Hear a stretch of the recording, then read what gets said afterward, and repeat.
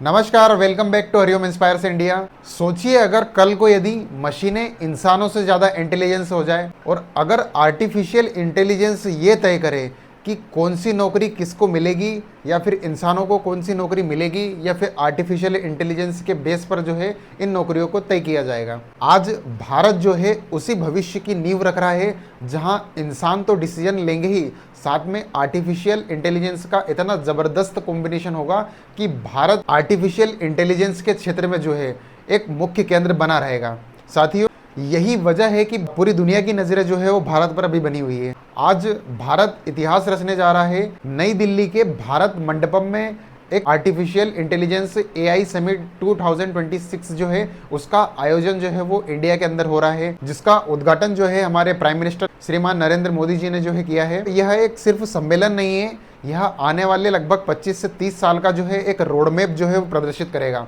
साथियों, आजकल की जो कंडीशंस है उसमें आर्टिफिशियल इंटेलिजेंस का जो है कितना बड़ा योगदान है,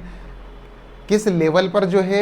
एआई जो है काम कर रहा है, और विश्व भर में ऐसे कई देश है जो आर्टिफिशियल इंटेलिजेंस के बेस पर वहाँ की सर्विसेज चल रही है, वहाँ की जो जॉब्स है वो आर्टिफिशियल इंटेलिजेंस कर रहा है। ऐसे में सवाल ये खड़ा होता है कि क्या इंसानों के ऊपर आर्टिफिशियल इंटेलिजेंस है वो हावी होने वाला है या फिर इंसान कहीं ना कहीं एक सीमित सीमा के ऊपर जो है इंसान ही रहेगा, इंसान ही सोच पाएगा, या आर्टिफिशियल इंटेलिजेंस उससे हमेशा नीचे रहेगा। इन्हीं सभी सवालों के जवाब हम इस वीडियो में जानेंगे। तो प्रधानमंत्री नरेंद्र मोदी के द्वारा एआई समिट 2026 का जो है उद्घाटन किया है और भारत मंडपम जो कि नई दिल्ली में स्थित है वहाँ पर जो है इस कार्यक्रम का आयोजन किया जा रहा है। यह सम्मेलन होने वाला है वहाँ पर। और आर्टिफिशियल इंटेलिजेंस का काम आजकल न सिर्फ जो है फोटो जनरेशन या फिर वीडियो जनरेशन नहीं रह गया है, केवल इस पर डिपेंड नहीं हो सकता है कि केवल फोटो जनरेशन और वीडियो जनरेशन तक एआई सीमित है। आजकल नौकरियों का जो फ्यूचर है वो भी जो है आर्टिफिशियल इंटेलिजेंस डिसाइड करेगा। इसी के साथ आर्टिफिशियल इंटेलिजेंस का यूज़ अस्पतालों में, खेती सुधार में, और कि हम ट्रैफिक कंट्रोल में, पुलिसिंग में, यानी कि काफ़ी जो अन्य क्षेत्र है जिनमें भी जो है आजकल आर्टिफिशियल इंटेलिजेंस का यूज़ करके बेहतर सर्विसेज को जो है वो प्रोवाइड किया जा रहा है। इसीलिए इस समिट का नाम पीपल, प्लेनेट एवं प्रोग्रेस रखा गया है। मतलब टेक्नोलॉजी जो है वो इंसानों के लिए होना चाहिए, न कि टेक्नोलॉजी के लिए इंसान। साथियों, भारत आर्टिफिशियल इंटेलिजेंस का यूज़ करने वाला केवल कंट्री ही नहीं बनना चाहता है, वह आर्टिफिशियल इंटेलिजेंस एआई का जो है एक हब जो है वो बनना चाह रहा है। पूरे वर्ल्ड के अंदर एक लीडरशिप जो है आर्टिफिशियल इंटेलिजेंस के अंतर्गत भारत के अंदर हो, ऐसा प्राइम मिनिस्टर का जो है वो विज़न है हमारे भारत के अंदर। यानी कि स्पष्टतः भारत जो है एआई का नेतृत्व करना चाह रहा है। आज की दुनिया में आर्टिफिशियल इंटेलिजेंस का इम्पोर्टेंस काफ़ी बढ़ गया है। आर्टिफिशियल इंटेलिजेंस हर व्यक्ति के लिए इतना ज़रूरी हो गया कि इसके बिना काम ही नहीं चल पा रहा है। साथियों, आजकल आर्टिफिशियल इंटेलिजेंस के द्वारा कंटेंट क्रिएशन, जैसा कि अभी हाल ही में भारत सरकार के द्वारा बजट पेश किया गया था, उसमें स्पेशली इस बात को मेंशन किया गया था कि कहीं ना कहीं कंटेंट जो क्रिएशन है उसको भारत सरकार एक तरीके से बढ़ावा दे रही है, और आर्टिफिशियल इंटेलिजेंस के थ्रू जो है किस तरीके से कंटेंट क्रिएशन, पब्लिक जो है कंटेंट क्रिएशन कर सकती है। और इसी दिशा में जो है भारत सरकार का एक बहुत अच्छा कदम जो है वो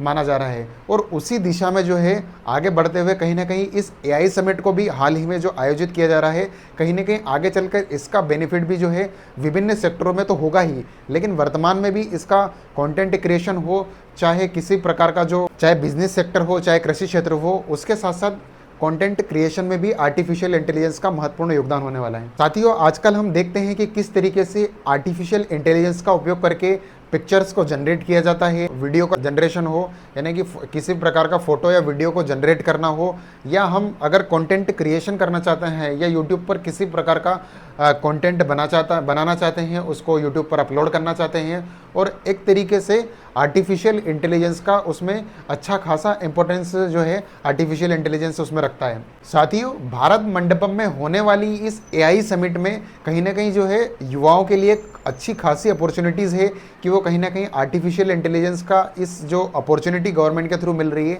इसका जो सदुपयोग करके कहीं ना कहीं जो है आगे बढ़ा जा सकता है, कैसे बिजनेस सेक्टर में जो है ग्रो किया जा सकता है। तो इन्हीं सब विषयों पर जो है आर्टिफिशियल इंटेलिजेंस आजकल जो है, चाहे फोटो जनरेशन हो, वीडियो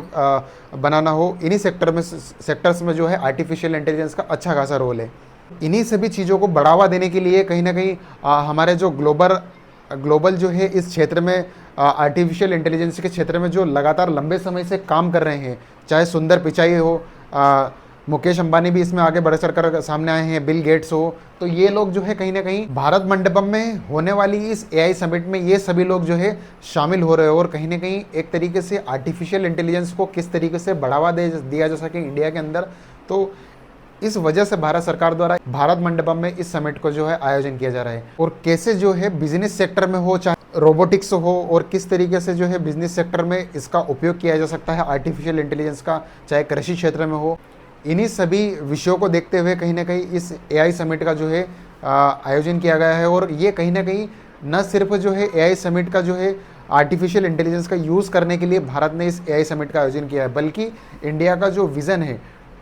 2047 उसको कहीं ना कहीं साकार करने के लिए जो है इस एआई समिट का जो है बहुत ही अच्छा खासा इंपॉर्टेंस जो है वो होने वाला है। बाकी आपकी क्या राय है इस विषय में? क्या आर्टिफिशियल इंटेलिजेंस आज भी ह्यूमन के ऊपर रहेगा, या फिर कहीं ना कहीं एक तरीके से ह्यूमन को ऊपर रखा जाए और आर्टिफिशियल इंटेलिजेंस को नीचे रखा जाए, तभी आर्टिफिशियल इंटेलिजेंस का जो है सही सदुपयोग किया जा सकता है?